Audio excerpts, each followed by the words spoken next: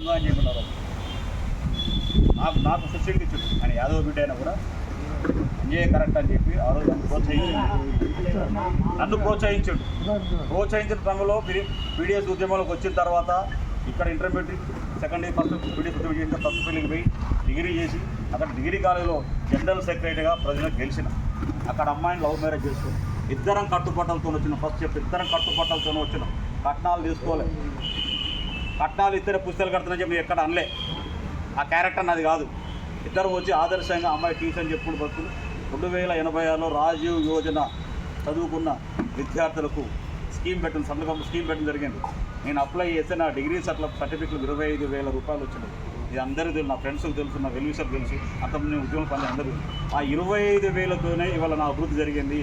రాజీవ్ యోజన కింద వచ్చిన పైసలతోనే ఎన్టీ రామారావు సన్న బియ్యం తిన్నా, ఎన్టీ రామారావు నూనె తీసుకున్నా, అట్లా పైకి వచ్చి కష్టపడి నా పిల్లల్ని ఇవాళ డాక్టర్లను చేయగలిగిన, బిడ్డని ఇంజనీరింగ్ చేయగలిగిన, అంటే ఒక మోరల్ వాల్యూస్తో బతికిన.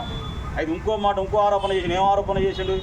ఏం పని చేయకుండానే నేను నిజాం చెరువు వేసినట్లు 40 లక్షల రూపాయలు అదనంగా దొబ్బినవన్నారు. ఇది ప్రొసీడింగ్ జిల్లా కలెక్టర్ గారు 20 ఎకరాల లేఅవుట్ ఠాగూర్ కిషోర్ సింగ్ విజయభాయ్ వాళ్ళందరూ చేసినప్పుడు ఈ మా ల్యాండ్ నుంచి, మా బిజినెస్ పేరు ల్యాండ్ నుంచి 3 ఎకరాల ల్యాండ్ నుంచి ఇది 12 గుంటలు పోయింది. ఈ 12 గుంటలు పోయింది. 12 గుంటలకు 12 లక్షల రూపాయలు మా కాంపన్సేషన్ చేసి ఇంకా కేసు నడుస్తుంది. ఇక విలేకరుల సోదరులారా ఇవి పరిశీలించండి. ఎవడు అబద్ధాలు చెప్తున్నాడు, ఎవరు నిజాలు మీకు అర్థం కాదు. దాని తర్వాత నిజాం చెరువులో ఉన్న పక్కన అక్షరాపురం భూములు మొత్తం అమ్ముకుంటాము, జనాన్ని మోసం చేసినామని చెప్పింది.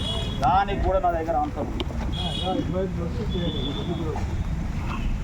20 ఎకరాల లేఅవుట్ ఠాగూర్ కిషోర్ సింగ్ విజయబాయి కిరణ్ సింగ్ చేసిన దానికి 2 ఎకరాల గ్రీన్ ల్యాండ్ రిజిస్ట్రేషన్ చేసింది.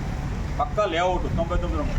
దీంట్లో ఈ వ్యక్తి పుల్లలు పెట్టి మిగతా వాళ్ళు ఎగేసి వాళ్ళు కేసు కూడా కొట్టుడు పోయింది. 250 కుటుంబాలకు అనుకూలమైన జడ్జిమెంట్ రావడం జస్టిస్ నాగార్జున గారు ఇచ్చింది. మొన్న కూడా మాకే అనుకూలంగా వచ్చింది. వాళ్ళ తరఫున ఉండి కొట్లాడింది నేను. వాళ్ళ తరఫున ఉండి కొట్లాడింది నేను. దానికి సంబంధించిన ఆధారం ఇక్కడ ఇస్తున్నాను. హైకోర్టు సంబంధించిన జడ్జిమెంట్ కాపీ, వాళ్ళకు అనుకూలంగా వచ్చిన జడ్జిమెంట్ కాపీ. ఇవైన తర్వాత 2018లో ఉద్యమకారుల మీటింగ్ నేను పెడుతున్న సందర్భంలో అప్పుడున్న మంత్రిని ఎగేసి నాకున్న 1200 గజాల నుంచి కూర్చున్న కాంపౌండ్ వాళ్ళని ఇవాళ నోటీస్ ఇచ్చి ఉద్యమకారుల మీటింగ్ జరగకుండా 5వ తారీఖు నోటీస్ ఇచ్చి వారం రోజుల టైం 6వ తారీఖు గొడవకొట్టేసి గౌరవలేకపోయాడు. గణపురం అంజయ్య అంటూడు నీతో పాటు చదువుకున్నాడు. ఎన్నడూ వచ్చి నువ్వు నన్ను అడిగినావు, నా చేయి ఎప్పుడు ఇట్లనే ఉంది. ఒక బీసీ బిడ్డగా, ఒక బలహీన వర్గాల బిడ్డగా నేను ఎప్పుడు ఇట్లనే ఉన్నా. ఇట్లా చేయి చాపలే, ఎప్పుడు చేయి చాపలే. కష్టపడే పైకి వచ్చినావు, ఎవరిని ముంచి పైకి రాలే. తర్వాత ఇంకో ఆరోపణ, ఫంక్షన్ హాల్ విషయంలో మధ్యలో గొడవ అయితే ఆయన కాలం మీద పడితే నన్ను రక్షించిండట. ఎవరైతే వ్యక్తి వాడు బీసీ బిడ్డ తెలవగా నా దూరికి వచ్చిండు, వాడి పేరు చెప్పట్లేదు, నేను చెప్పదలుచుకుంది కరెక్ట్ కాదు. వచ్చిండు రమాదేవి ఉన్నప్పుడు, డిఎస్పీ గారు ఉన్నప్పుడు, రవీంద్ర కుమార్ సిఐ ఉన్నప్పుడు తన మీద రౌడీ షీట్ ఓపెన్ చేయడం జరిగింది. దాని తర్వాత బీఈడీ కాలేజీ పంచాయతీ విషయంలో మా వాళ్ళ అన్నదమ్ములు ఎగేసి వాళ్ళకి మధ్యలో పంచాయతీ పెట్టి ఒక ఆరోపణ చేసి నా మీద. బీఈడీ కాలేజీ ప్లేస్ ఇవాళ గణపుర పని ఫస్ట్ భయానా కట్టిన దానికి ఎవరు సాధారణ ఉపేందర్ చచ్చిపోయిన ఉపేందర్ ఇనగాల సుధాకర్ ఫస్ట్ భయానా కట్టింది. చిన్న మాట తేడాతో ఈయనతో కుదరదని బయటకు వచ్చింది. బయటకు వచ్చిన తర్వాత నేను ఆగ్రో ఫామ్ సంబంధించిన ల్యాండ్ కొనుక్కోను 16 ఎకరాల అక్కడ. నువ్వేం చేసినావు? ప్లాట్లు చేసిన ప్లాట్లు అమ్ముడు పోలే, 20,000 రూపాయలు ధర పెట్టావు. కొంతమంది కొనుక్కున్నారు. వాళ్ళను కూడా ఇప్పుడు బలవంతంగా నిమ్మలంగా పంపించే ప్రయత్నం చేసినావు. రచ్చ సత్యనారాయణ దగ్గర కొన్న భూమి అది. రచ్చ సత్యనారాయణ డబ్బులు ఇవ్వకుంటే ముందు రిజిస్ట్రేషన్ చేయించుకున్నావు. డబ్బులు లేకపోతే ఏం చేసినావు? రచ్చ సత్యనారాయణ కిడ్నాప్ చేయించింది వాస్తవం కాదా అంటున్నా. రచ్చ సత్యనారాయణ కిడ్నాప్ చేసి తీసుకొని కొట్టడం జరిగింది. వాడికి ఉదాహరణ రచ్చ సత్యనారాయణ ఉన్నాడు.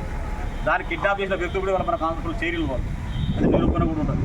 తర్వాత నేను వాళ్ళు అడగదలుచుకున్నా, నా మీద లేనిపోయిన ఆరోపణలు చేసినావు. వాడికి 14 సంవత్సరాల కాంచి బంగారం షాపు నా భార్యని అడుగుతాను. నా పిల్లల్ని అడగాలి నా క్యారెక్టర్, నా భార్యని అడగాలి క్యారెక్టర్.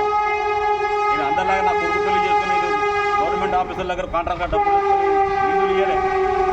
బ్రాండ్ షాపులతో బ్రాండ్ సీజలు అడుకొని దావత్ ఇవ్వాలి. నేను స్వతహాగా ఇప్పటి వరకు నా ఇద్దరు పిల్లలు డాక్టర్స్ అయినప్పుడు 1,00,000 రూపాయలు కట్టమవుతుంది, 1,00,000 రూపాయలు కట్టమవుతుంది.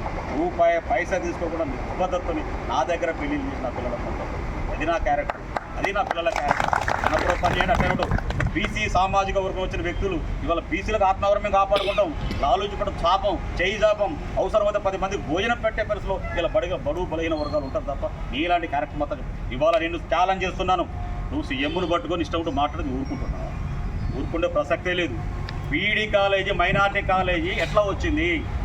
జనరల్ కాలేజీకి వచ్చిన మైనార్టీ కాలేజీ పెట్టి లక్షల రూపాయలు దండుకున్నావు, లక్షల రూపాయలు దండుకొని ఇదేమైనా కేసు అవుతుందని చెప్పి మళ్ళీ మార్గదర్శి బీఈడీ కాలేజ్ జనరల్ కాలేజ్ దాదాపు 3 టర్ములు అంటే ఒక్కొక్కసారి 2,50,000 అమ్ముకున్నావు. ప్రభుత్వాన్ని మోసం చేయగలరు, నువ్వు చీటరు కాదు. అదేవిధంగా సూర్యాపేట నుంచి